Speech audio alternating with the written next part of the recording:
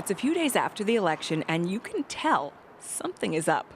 The photographers, the security guards lined up on Spark Street, just a block away from the Prime Minister's office. The activity has caught the attention of teacher Fiona McGrath, visiting with her 8th grade class from Toronto's St. Anthony's School. Well, we were hoping we'd see a little bit of something.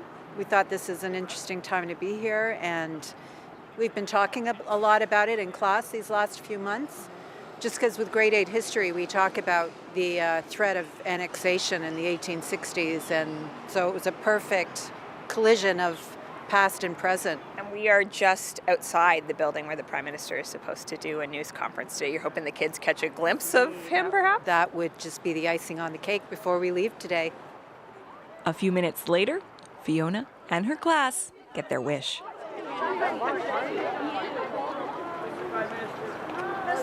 Mark Carney waves as he walks by.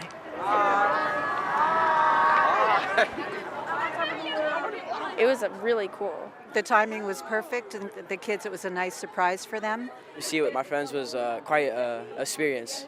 Maybe this guy could do a little bit better than what the other one did.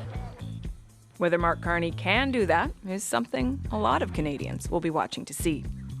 I'm Catherine Cullen, and this week on The House, we've got a primer on how this new parliament will work, especially when the Conservative leader doesn't have a seat. Plus, our strategist panel is back with mixed feelings about the results. And we speak to MPs from the 3 main national parties.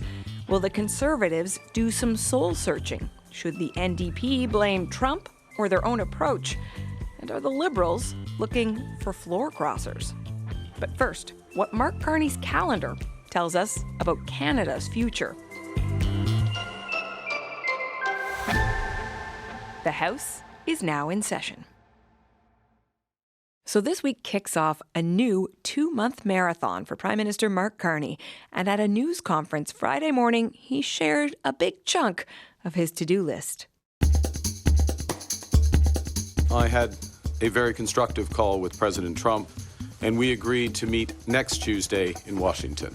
Carney says the focus of that meeting is on both trade pressures and the broader future of the economic and security relationship. But, he says, don't expect miracles. Do not expect white smoke out of that meeting. There'll be white smoke probably later somewhere else in the world this month, but do not expect that. Once he's wrapped in Washington, on to assembling his front bench of ministers. Can we expect your cabinet to be larger than your previous one, and will François-Philippe Champagne remain as finance minister? Did he ask you to ask that question? Champagne and the rest of us won't have to wait too long to find out. We will begin to set out that new path for Canada with a new cabinet to be sworn in on the week of the 12th of May and the recall of Parliament on May 26th. Keeping track of all those dates? Because here's another big one. We will have the privilege of welcoming His Majesty King Charles III, who will deliver Canada's speech from the throne on May 27th. Her Majesty the Queen will join this visit. So the day Parliament reconvenes, the King touches down. He'll deliver the speech from the throne the next day, something we haven't seen a monarch do in nearly half a century. Then, Parliament's open for business, with all the challenges a minority situation brings. Mr. Carney, will you be pursuing a formal governing pact of any kind with the NDP? No. Short answer, no. And why not? Why? Even if he doesn't opt for any formal support, Carney will still need another party's votes to pass a budget, which is also expected before a summer break. And come June, Carney will be jetting off once again. First to host the G7 summit in Kananaskis, Alberta, starting June 15th, which is expected to include a visit from Donald Trump. Then, the PM will likely head to the Netherlands for a NATO summit the very next week. And don't forget, he's promised to table some key legislation by Canada Day. We will remove federal barriers to internal trade by July 1st to help unleash the full potential of Canada. Plus, one more date to keep an eye on, when Pierre Poilievre might get back in the House of Commons via a by-election. Carney could draw that process out for months to make life harder for the Conservatives. But he says that's not the plan. I've already indicated to Mr. Poilievre that if it's the decision of him and the Conservative Party to to trigger, if I can put it that way, a by-election, I will ensure that it happens as soon as possible. No games, nothing, straight. Okay, so we have got a busy couple of months coming up, and we have a lot of questions, too, about how this new parliament will function. To answer some of them, we have Aaron Wherry. He's a senior writer in the Parliament Hill Bureau. Hey, Aaron, thanks for being here. Hey, Catherine. So we're going to put you on the clock, Aaron, and see how quickly you can get through some of these questions. We're starting with one that someone sent into askcbc.ca. Anne Haddock wrote, how much of a difference does it make that there's only a 3-seat difference between a minority and majority Liberal government? Yeah, so it's definitely one of the larger minority governments we've ever had in Canada. And that presumably gives, Mark Carney a stronger hand. He's probably got some different options about getting things through Parliament, but it's still not a majority. And that's a big difference. If he had a majority, he'd be guaranteed to get things through Parliament, and he'd also be relatively guaranteed of having 4 years of being in government. So at this point, that's still a pretty big difference no matter how many seats he has. Okay. There were a lot of questions about what happens to Conservative leader Pierre Poilievre given that he lost his seat. Eliane Bonda in Ottawa asks, can he still be the leader of the opposition? So he can't. The leader of the opposition is a parliamentary function, and so you have to be a member of the House of Commons. And so if he wants to regain that title, he's going to have to win a seat. And in the meantime, the Conservatives are going to have to find an interim leader to fill that position. And that leads to our next question from Hannah Jeffrey, who wants to know whether Poilievre can regain a seat via by-election and how that would work. And we now know a member of Conservative caucus is ready to step aside. Yeah, so we now know that Damien Carrick, the Conservative MP-elect for Battle River Crowfoot, one of the safest Conservative ridings in Canada, is going to step aside. Pierre Poilievre will run in a by-election to fill that spot. And we also now know from Mark Carney that he is not going to rag the puck, so to speak, on this. He could have up to 6 months to call that by-election, but Mark Carney says he'll call it at the earliest possible opportunity. In the meantime, can Poilievre still live in Stornoway, which is the official residence of the leader of the opposition? Yeah, so that's a bit unclear. Officially, the residence at Stornoway is for the leader of the opposition. And so presumably Pierre Poilievre can't stay there, but given the timing, I would say it's unclear whether people are actually going to make him move out. Interesting. What about Mark Carney? There's been some question about where he will live too. What do we know? Yeah, he will go into Rideau Cottage, which is the residence on the grounds of Rideau Hall that Justin Trudeau lived in. 24 Sussex is still in a state of disrepair, let's say. That's putting it mildly. Yes, I'm being nice to 24. And so we now know that Mark Carney will be moving into Rideau Cottage for the foreseeable future. Okay. Let's talk about the NDP. No longer a recognized party in the House of Commons. You need 12 seats for that, and they won 7. Jean Witwicky sent this question in. What does it mean when a political party has no party status? Yeah, so they don't have recognized party status in the House of Commons, and that means that they won't have some of the opportunities that are afforded to recognized parties. They won't have a normal allotment of questions in question period. They won't have seats on committees.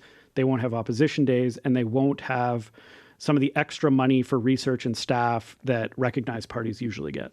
Yeah, so just harder to be relevant to the conversation. All right, we have seconds left in that 4 minutes, and one more question from Elizabeth Middleton. Could NDP MPs cross the floor and give the Liberals a majority? Yeah, so this is the big subject of speculation in our business and in this town. It's certainly possible. It's hard to know whether it's actually going to happen. Those kind of conversations happen a lot in parliaments, and given, going back to that first question, given that the space between a minority and a majority is so small here, it's definitely something that is a tempting possibility, but we really have no way of knowing at this point whether it's actually going to happen. Less than 4 minutes. Amazing. Thank you for your time today, Aaron Wherry. Anytime, Catherine. So, some surprising results on election night. A bit of a mixed bag for many of the parties. What does it all mean? To help us understand, our strategist panel. Marcy Serks is a former senior advisor to Justin Trudeau, now chief strategy officer at Compass Rose. Kate Harrison is a conservative strategist and vice chair at Summa Strategies. And George Soule is the former director of communications for the NDP. Welcome back, everybody. Hello. Good to be back. I want to start with a very simple, but maybe not so simple question. How are you all feeling? George, you were the one who was out on the road with the campaign at the end, I believe. How you doing? Yeah, everyone talks about the late nights they had, and they were up till 5 a.m. Well, so was I, but BC time. Yeah, how am I feeling? I think it's still coming together. I think, personally, there's lots to build from where we're at. And so I'm feeling, I think, more positive than some of your listeners might think. Marcy. I am feeling the epitome of the winner's dilemma, which is that the tasks ahead are daunting, but that it is a great problem to have because the work of governing has already begun. Kate? You called it a mixed bag, mixed emotions. I don't know that any of us would necessarily say we're leaving the election feeling elated. For the Conservatives, I think some really important advancements in terms of the voter coalition. Losing the leader's seat is devastating. So that's the big cloud that hangs over the Tories from my perspective. I'm going to leave the discussion about the Liberals to the end because I want to talk about governing and some very sort of forward-looking stuff. I want to start with the Conservatives, Kate. As you say, devastating to lose the leader's seat. You did not form government. What does the Conservative Party need to change? It's a great question. I think a lot of conversations are going to happen to that effect, are happening and will happen when caucus meets for the first time. I think we need to look at doubling down on what worked well. And what worked well from my perspective was reaching out to what I would say is the new Conservative voter coalition. This is young people. It's blue-collar workers. It's people in the suburbs that may have voted NDP in the past, but are currently voting with the Conservatives, or did at least for now. So in terms of what to change, I actually think it just needs to be a more direct and deliberate effort on keeping that new coalition together and nurturing it, which is not going to be easy. This has to be repeated in order to be successful. But I think that you do that through creative policy. You do that through continuing to engage those communities directly, and frankly, by leveraging people in your caucus that do have the ability to connect and relate to those communities. I mean, there's been some suggestion that maybe in some spaces the Conservatives should play a little bit nicer, perhaps with their provincial cousins. We do see more Conservative MPs doing media now. What do you think? I think the campaign from the Conservative perspective was fascinating, as Kate rightly says. I mean, her leader delivered a very successful result by most measures. But in the end, that referendum in the riding of Carleton was clearly a referendum on Pierre Poilievre. There's no other way to read that result. The rifts that were exposed over the course of the campaign were quite astounding to see Conservatives fighting out in the open. That's not something that I have witnessed in a very long time, not since the merger, not since the creation of the new party.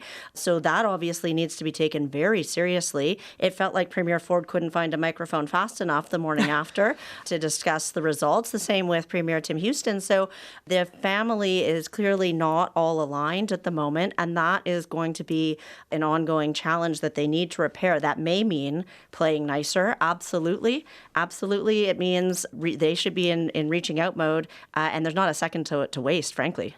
Hearing a Liberal talk about the other parties' divide is kind of an interesting twist to politics these days.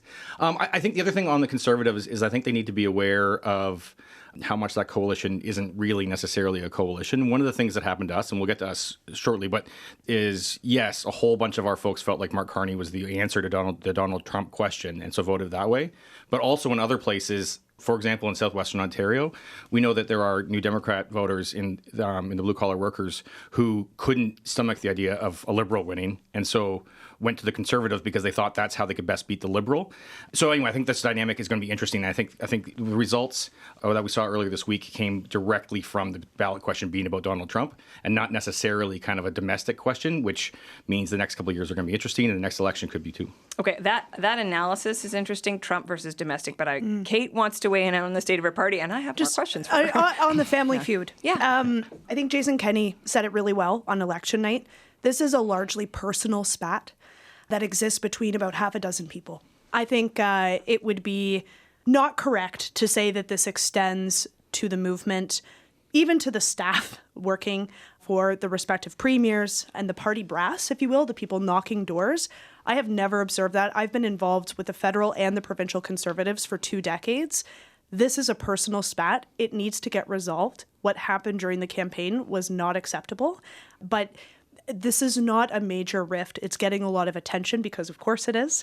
It's well, the people are very high profile. It may only be half a dozen, but they're very high profile. Indeed. But all the more reason for those people to come together, have an adult conversation, and figure out how we're going to stop doing harm to one another. Okay, let's call a spade a spade. Pierre Poilievre's campaign manager, Jenny Byrne, was publicly criticized by 2 premiers. Most campaigns, people couldn't even tell you who the campaign manager is if you're not in the war room. Is Jenny Byrne's job on the line? Jenny Byrne is prolific in Conservative politics, maybe in Canadian politics. There's people that like her. There's people that don't like her. I think that she accomplished a lot in this campaign. Part of the reason the campaign, from my perspective, was as disciplined as it was and staying on that message track was the result of her leadership on the campaign. And I don't think that that can be discounted. And I don't think that ruffling feathers with premiers or other politicians would be a good rationale to lose your position. I think this is a decision that needs to be taken by caucus and the leader, ultimately. But again, when I look at the campaign result, I do see a lot of success, including a lot of hard work that happened on the ground. And that is what Ms. Byrne is known to do very well. I want to very quickly ask Marcy and George what the significance is of Pierre Poilievre being out of the House of Commons. What does it mean for politics in Canada? Yes, there will be a by-election. It's a very conservative riding. He's likely to be back in, but there's a period of time where he won't be. Marcy? It seems to me that the most effective communicator for the Conservative Party is on ice. It is impossible to prosecute the agenda of the government from outside of the Commons.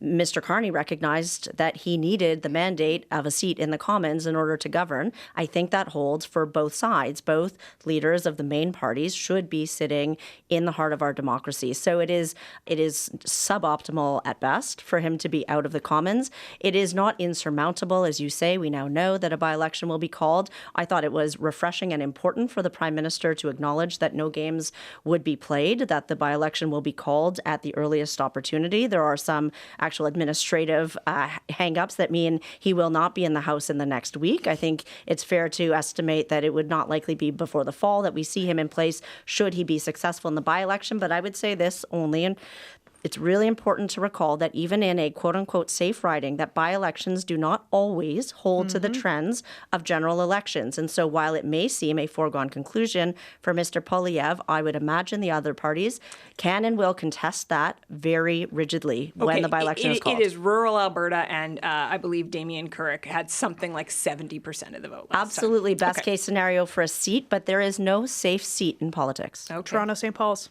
Exactly. George? Well, I predicted that we'd have party status and that Pierre Poilievre would win his seat, so I'm not going to get involved in the prediction game because clearly... No one holds you accountable. Well, it's okay. Yeah, Kate and I were at a reception one day where I bet the entire room a beer each that you did? that we'd get party status. So I'm going to hide from bars around Ottawa for the next little while. Small room, big room? Well, it was medium size. Anyway, I think the significance, I think it's always important, but I don't think it's as important as it should be, frankly. I think that increasingly over the last number of years, I mean, even in the decade and a half that I've been involved, the House of Commons has become less and less important. It used to be the case that question period would drive the media and drive the news of the day. I think it hardly ever does that anymore. I think the clips are nice, and I think it's, especially for the Prime Minister, it was important for Mark Carney to have pictures of him in the House, and that's why I think he really needed it.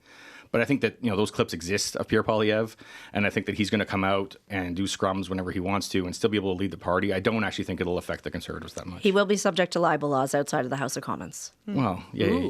To some extent, he always has been. I hear you, and he'll have to be careful, but I think he'll be out there. Okay, I want to talk about the future of the NDP. You were talking earlier about sort of Trump versus domestic issues. As the party moves forward, does it have to decide between wooing urban progressives and winning over workers? Well, I think that's a fair question. And I think to a large extent, the results in the last election changed us a little bit, but to the large extent, we were the only party left that really straddled both those things. The Liberals became largely urban and the Conservatives were largely rural. So you tried to straddle both, but it did not work. But I think that's part of who we are. I think that can't be lost. But I think that also some of this gets overplayed. I think that it's also like the rural communities have a lot of the same concerns, and we just need to be careful not to alienate folks when we get into different discussions. I think that cost of living matters to everybody. And I think that on Tuesday morning after the election results, that people woke up and they still couldn't afford groceries. People woke up and they still had rent they couldn't afford. They still couldn't buy their houses. Those problems still exist, and I would argue that no matter how good a job Mark Carney does, they're still going to exist in 2 or 3 years when we have another election. So I think that we just need to be clearer, about those issues. And I also do think that when we choose the next leader, we need to be working to make sure that folks, and it'll be a challenge, remember that we are a party that actually can win across the country. We quickly. We're government in British Columbia, official opposition in Alberta and Saskatchewan, government in Manitoba, official opposition in Ontario and Nova Scotia. I mean, there still is a strong base from which we can build, and we just need to focus on that. George is right. The NDP are not dead. This idea that we're moving to a two-party system, I do not think is a valid one. Marcy's The nodding in NDP has been here before. Catherine, you asked the question, do they need to choose between workers and, kind of urban downtowners? I think the question is, do they want to be the social conscience of Parliament, or do they actually want to win? Do they actually want to govern? Because that's, in my opinion, where their leadership race needs to focus. Are we going to have somebody that is the moral compass of Parliament and the progressive left, or do we want to win elections? I think that's the bigger question that the NDP needs to think about. And I think that is part of a debate that we've always had within our party. And I think that some people look at the NDP as the movement, and I think that's a mistake. I think we are the electoral wing of the progressive movement in this country, and we just need to make sure that becomes more clear and that we are doing what we can to win seats, because otherwise you don't win. Okay, I want to move on to the Liberals. I know you were left out of that, Marcy, but it's the Liberals' turn here. A lot of talk about Mark Carney trying to sort of govern for all Canadians, which is a phrase we hear a lot. I thought it was interesting on Friday to hear him talking about safety as a priority, which didn't seem to be language I heard during the campaign. But concretely, like for people who are listening right now who think, okay, Mark Carney's going to try to govern for these two big tranches of the country that voted very differently, what is one thing he can and should do to actually make that happen? What does that look like? On election night, Mr. Carney set out two pillars that would be the North Stars of his time as Prime Minister. He said he would govern with humility and with ambition. And I actually think that threads the needle pretty accurately for where most Canadians are right now. They are not looking for gamesmanship. They are looking for someone to take the helm of leadership very seriously, to take that serious tone and nature down on his first trip to Washington next week, to be able to speak with one voice on behalf of the federal government and the Federation. That is what Canadians are looking for. We can articulate, or I could list certain policy sets that I think matter a lot. But for right now, I would say that overarching frame of being an adult in charge, recognizing the needs and wants of all Canadians, largely hinge on, right now, the threat that is being presented by the United States to our economic security, individual and collective, is exactly what Canadians of all stripes want to see, whether or not they voted for Mr. Carney. He was elected to negotiate with Donald Trump. That's the job that he's been given. So, in that vein, the last question I want to ask you all is, if you were giving the Prime Minister a piece of advice about this first meeting, and we saw with Vladimir Zelensky how poorly these meetings can go, what is one piece of advice you would give him? George, I'll start with you. Oh, sure. Start with me. I think that, the problem is a lot of it's just show. So I think silly things, like he has to be ready and prepared for the handshake. And then I think he has to not be distracted by other folks on the other couches. And I think that he needs to be firm. I think that even if the meeting goes poorly, but he comes out being strong and firm on the side of Canadians and protecting Canadian jobs and keeping things more affordable in Canada, I think that even if that one comes out poorly and Donald Trump is mad, I think that'll do well for him here in Canada. Kate. There's no indication that this meeting should go poorly, right? Like during the campaign, when the president and Prime Minister Carney spoke, things were amicable. After the election, things seemed very amicable. Trump calling Carney a very friendly guy or very friendly gentleman. Mm-hmm. So I don't think there's any expectation that this should go badly. I think it is the constituencies to manage back in Canada that are more challenging, and particularly around energy resources. So the two pieces to me: what are we doing around resources and getting things moving? And what are we doing about Arctic sovereignty? I think that those are the two pieces to watch for in the readout next week, and the two pieces that I think are of mutual interest to both countries. Interesting. Marcy. I agree with that in some. Do not take the bait. Be prepared for the unthinkable to happen. Anything could happen in that space, so you must remain calm. As Mr. Carney seems to have that affect to begin with, I think that's going to be helpful. I agree with Kate's list. I would add to that he is going to also have to be able, coming out of the meeting, to say he defended critical sectors in Canada, including those most important to the province of Quebec and Ontario. Okay. Listen, it has been wonderful to talk to the three of you throughout this campaign. Thank you so much for your time, and I hope you all can get a bit of rest. Maybe now. We'll do it again soon. Yes, maybe not very too soon. I need a nap first. Yeah, fair enough. That's Marcy Sirks, Kate Harrison, and George Soule. And by the way, I did say there that Damien Kirk got 70% of the vote in his riding. We double-checked. It's actually 82%. Lots more coming up on the House podcast. We've got 3 MPs on how they're preparing for this new parliament. I'm Catherine Cullen. You're listening to The House, making politics make sense. Make sure to give us a follow so you never miss an episode. And tell us what you think of the show. You can email us at thehouse@cbc.ca. Now, let's hear from the people who will be making up this new parliament. The NDP is in a tough spot coming out of this election. The party lost 17 seats and suffered a near total blowout in its stronghold of Vancouver Island. Leader Jagmeet Singh says he'll step down from his post once the party picks an interim leader. So for the party of now, 7 MPs, what's next? NDP MP Gord Johns won his BC riding of Courtenay Alberni for a 4th straight term. Gord, welcome back to the House. Oh, thanks for having me on, Catherine. How you doing? I'm tired, but I'm energized at the same time. It's always incredible when you come out of a campaign, especially in a rural riding, and you've talked to people in 34 communities about what's important to them. And at the same time, I'm just so deeply humbled, when people put their trust in you to be their messenger in Ottawa and be their voice. And so extremely energized, at the same time, exhausted. You are the only NDP MP left standing on Vancouver Island, a place that your party dominated in the previous election. Why do you think you were the one who kept your seat? Well, I think, first of all, it wasn't the result that we fought for, and it sure doesn't define the future of the NDP on Vancouver Island. And we know a lot of New Democrats loaned their votes to the Liberals. They were trying to protect their country the best they knew how. But what happened, north of the Malahat, for example, is that progressive voters, split the vote. And a lot of New Democrats loaned their votes to the Liberals, for example, and it elected Conservatives. So it wasn't Conservatives defeating New Democrats. It was progressive voters scared with the threat of Donald Trump to our country, scared of, conservative representation, and it actually ended up electing Conservatives. So the so-called strategic voting based on national, even regional polls, it didn't work. It's, in many cases, and over a dozen seats for New Democrats went to Conservatives. When you talk about Trump, though, are you suggesting this is kind of a fluke for the NDP, or is this a new reality that the party needs to figure out? Oh, absolutely. I heard even myself on the doorstep, hundreds of people telling me that they would tell me that I've been the best MP they've ever had, that I've worked so hard for them, that they're so grateful for my service, but they had to vote Liberal to stop the Conservatives. And I'm like, that's not the case in our riding, and it'll never be the case. Liberals haven't won my riding since 1972, I believe. So, the reality is that people were scared and they didn't know what to do.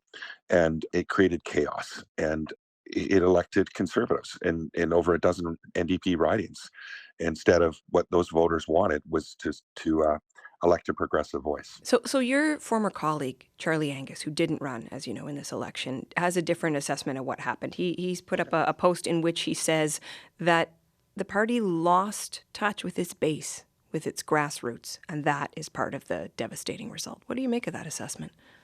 Well, I would say this, that certainly our messaging needs to improve. We're fighting the slogans of the Conservatives that weren't backed up by any evidence-based policy, that didn't have any substance to it, but it was resonating. And we didn't counter that message clearly enough to resonate with many voters. And that's something for sure I'll acknowledge. But at the same time, there was a lot of progressives trying to do the right thing, scared. And, over 75% of our voters voted Liberal, for example, because they were afraid of what the Trump chaos could bring, but not because they rejected our ideas or our party. They were trying to do the best they could.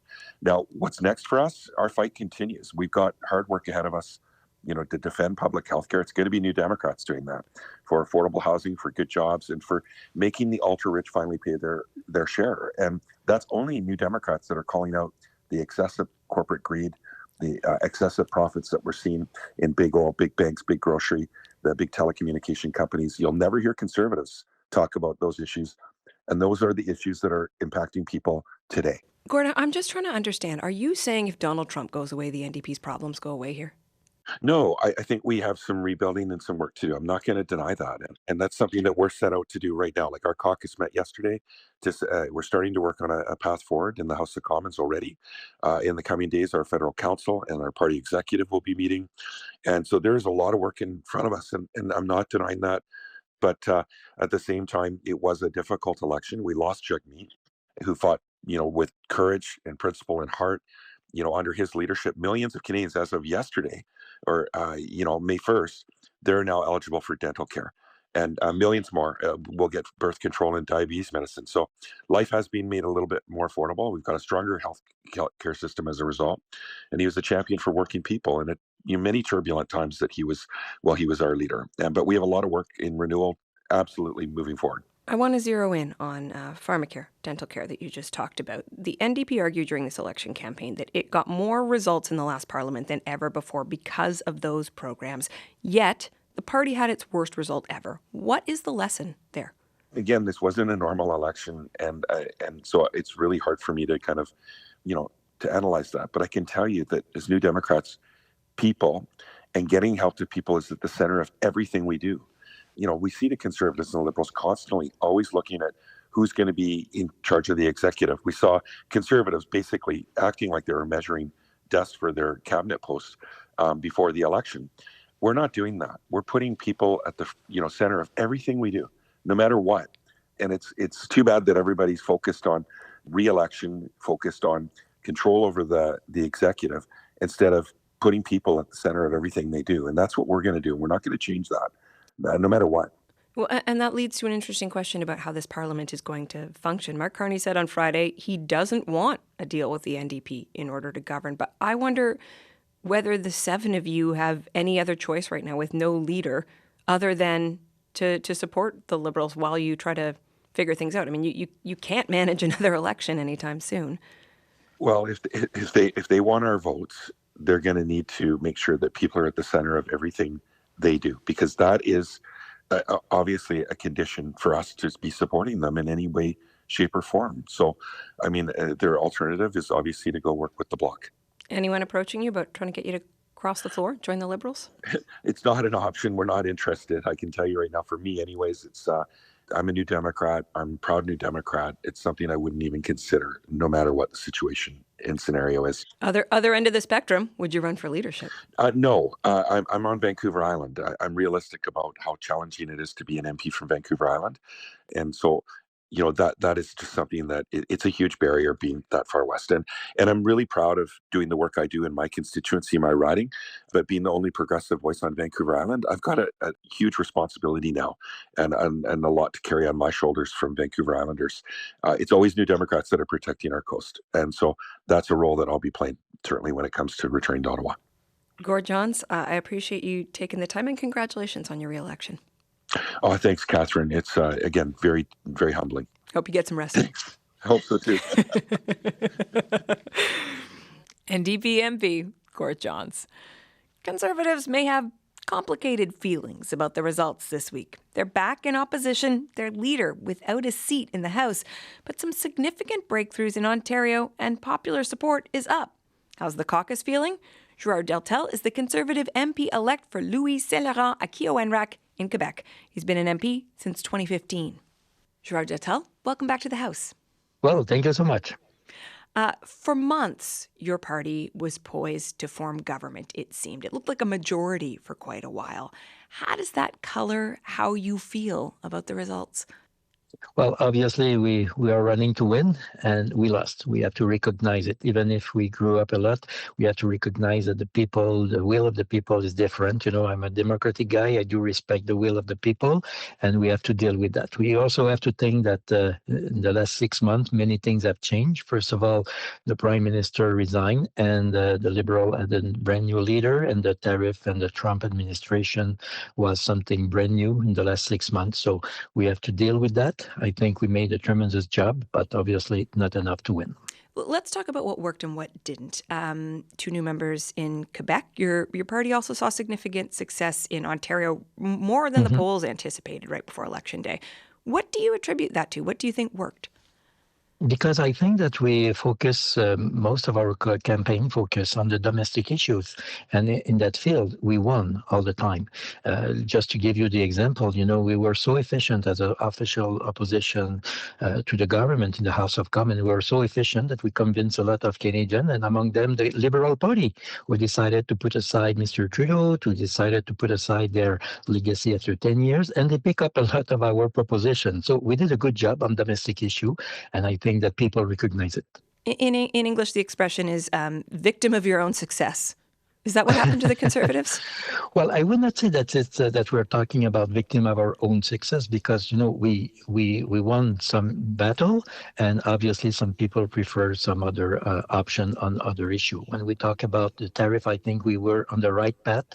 We had great proposition. I think the best proposition that we made on this field was the fact that yes, we have to address directly Mr. Trump attack. But when we talk about the auto sector, he imposed 25% tariff on that.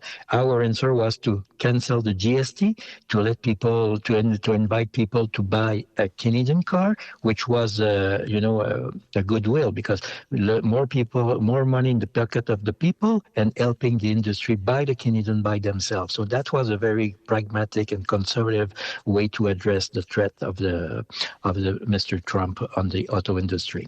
It is such an interesting campaign because I think it sort of depends on your vantage point, how you view the outcome. And so I want to ask you, I said we talked about what worked. I want to talk about what didn't. Doug Ford's campaign manager described it as campaign malpractice to blow a lead of more than 20 points. What do you say to that? Well, I will not obviously answer directly the question raised by this gentleman that, by the way, I've never met. I don't think I've met him, and especially that kind of comment during campaign. It's anything but very useful to help the family members of our great tent as a conservative. On the other hand, I think we have to recognize that I think we got around 45% of the support in Ontario. There is a lot of new members from Ontario, as there is a lot of new members from coast to coast. We're talking about 25 new members. So yes, obviously we would prefer to have one, but on the other hand, we have to recognize that we grew up in the poll. We grew up with the result, almost 42%. We have to get back to the Mulroney's years, 1988, to reach out this number. We have 25 new members. We consolidate a lot what we have in Quebec, and we grew up 2 new members with us, 24%, the best score since the Mulroney years. And also in Ontario, we grew up too. So I think that we did what we had to do. Obviously, we would have preferred to win, but we also have to recognize that we grew up. You talked about family members. The Conservative Party has family members in a great big tent. You had 2 premiers directly call out the campaign manager. You had Nova Scotia Premier Tim Houston say the Conservative Party of Canada needs to do some soul searching. Does your family need some family therapy? Do you have a problem? Well, looking on that, first of all, about Mr. Houston, I watched his video and I was very impressed by that. First of all, I'm a big fan of my name is Joe and I am Canadian. I love this ad. With my spouse, we have a lot of fun trying to repeat word by word what this guy is saying. I am Canadian. I am proud of that. Yeah, I love it. So I love this. I love this video. But I think that this is a kind of discussion that we should have at the right time, at the right place, and the right forum too. So we will have a caucus next week, and with all my respect that I have to you, I will speak on that at the caucus. But the question of mending fences, sir, I think is beyond a caucus discussion. I think Canadians want to know what the Conservative Party stands for. Do you think there are fences that need to be mended with parts of this country, Conservatives in parts of this country right now? Well, obviously some issue have been raised, and some issue have been has to be addressed. But look at the result. We grew up. That's the end of the day. But also at the end of the day, we lost. And I'm not that kind of guy, talking about the moral victories and the loser stuff like that. No, we lost and we grew up. You gained seats. Yes, yes, and it's quite impressive, you know. So because this election was very special, very special. So it was a brand new game since January when the prime minister decided to resign, and then because he was kicked out by his own caucus member because we convinced them that Justin Trudeau was no more good for this country, even if they support him just at the last drop to say the least. Okay, we only have a moment left, and I do want to ask you about the House working better, because when Parliament adjourned, legislation could not get passed. You just had an election. Do you expect that the Conservative Party and the Liberals will find a way to get along better? Well, I think that Mr. Poilievre made a tremendous speech the night of the election, you know, talking about we have to recognize that we failed and we have to recognize and to identify what went wrong and what went well to be sure that the next time we will grow up and we will form a majority government. And also, Mr. Poilievre said that he wants to work with the Prime Minister and the other parties to address the Trump's threat and tariff. So this is what we are looking for a new parliament. We always keep in mind also that the last parliament was a minority government for 3.5 years. Traditionally, after 1 year and a half or 2 years, we have an election in a minority government. After 3.5 years, it was about time to call the election. Okay. Monsieur Deltel, on vous remercie tellement pour votre temps. Thank you so much for your time today. Appreciate speaking to you. A real pleasure, et merci beaucoup for my a little bit rusty English. Non, c'était excellent. Merci beaucoup. Bonne journée. Thank you, sir. Bye. Bye-bye. Gerard Deltel is a Conservative MP from Quebec. Rebecca Alty is the outgoing mayor of Yellowknife. She rose to national attention in 2023 when her community grappled with mass evacuations in the face of wildfires. This week, she was elected the new Liberal MP for the riding of Northwest Territories. Rebecca Alty, welcome back to the House. Thanks for having me. Your party obviously won the election, but you didn't pull off the majority that some were anticipating. How do you feel about the result? Well, I'm happy to have been elected for the Northwest Territories, honored to be representing the people when I go to Ottawa, and happy that the Liberal government is making government again. Of course, you know, would have loved the majority, but happy that we're still in government. A lot more people voted Conservative than many of the polls had anticipated. In terms of how the Liberals actually run the country, what signal do you take from there being so much support for the Conservative Party? Yeah, and I think Mr. Carney was just speaking to that, really working with all parties and working with all residents across NGOs, business sectors. So I do think it's the important time, the national unity, and to, you know, really take my experience at the municipal government into the House. You know, the way that we work collaboratively across. We don't have parties at the municipal level, but we do know that we don't all vote the same, but you work with your colleagues for the best interest of all residents. So I do hope to bring that, and Mr. Carney is already signaling that's how we're proceeding. Do you think the Liberals owe this government to the collapse of the NDP vote? I think that Mr. Carney's leadership is the one thing that I heard on the trail, that folks were interested in his economic experience, his finance experience. He's the mature adult in the room. So that was what I was hearing. A lot of support for the Liberal Party was Mr. Carney's leadership in these difficult times. So that's what I think helped us. But I mean, is that fundamentally, though, about Trump and people moving away from the NDP in the face of Trump? I think regardless of that, that's, that it is about the states and the challenges that we're going to face in that regard, but that folks did feel that Mr. Carney was the best one to lead. So, you know, people did have many options here in the Northwest Territories, and they wanted to put their vote behind Mr. Carney. When it comes to how this House of Commons works, are you personally open to the idea that MPs from other parties could cross the floor to bolster the Liberal numbers? Whether that happens or that we're able to work together to vote to support bills moving forward, I think either way works. So it would be up to the other party members to decide whether they want to come join the Liberals and the values and the propositions that we have. But either way, I think, you know, there is that opportunity to work together whether it's legislation by legislation or if they do feel that they want to join the Liberal Party.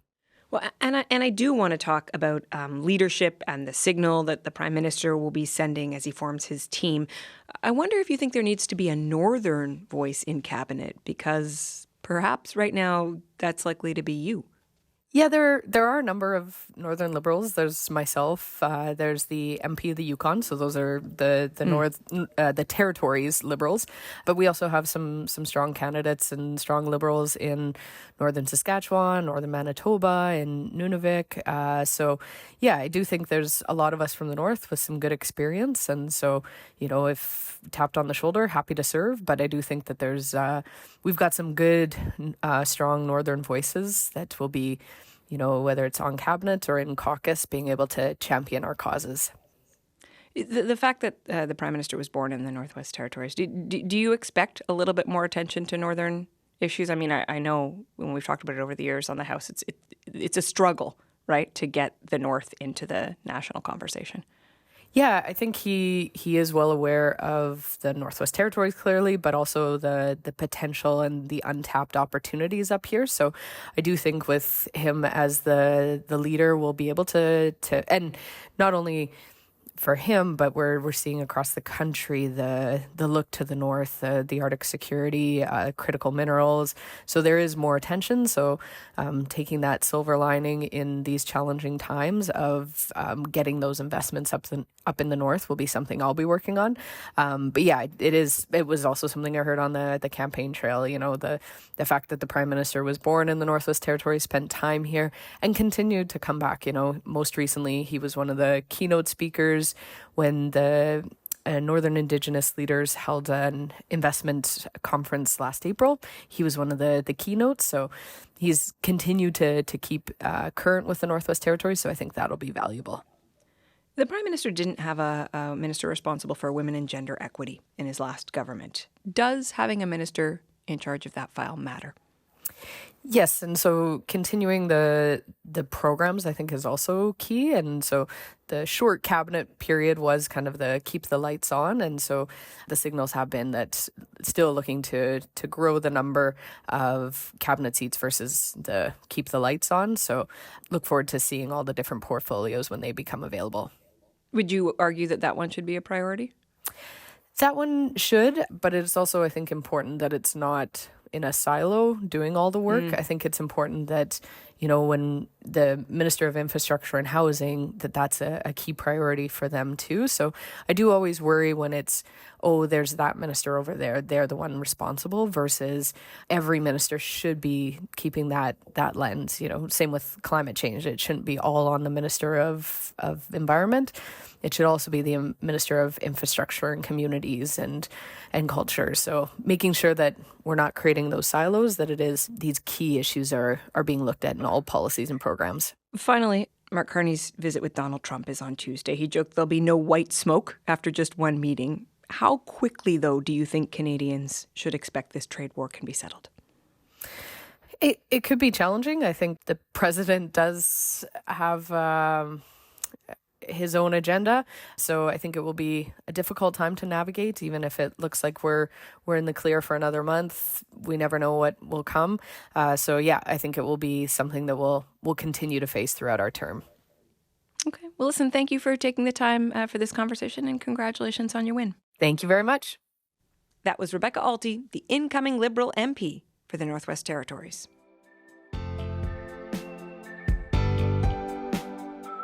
Okay, that's it for us this week. Our crew on the House is Kristen Everson, Emma Godmere, Benjamin Lopez-Steven, and our senior producer is Jennifer Chevalier.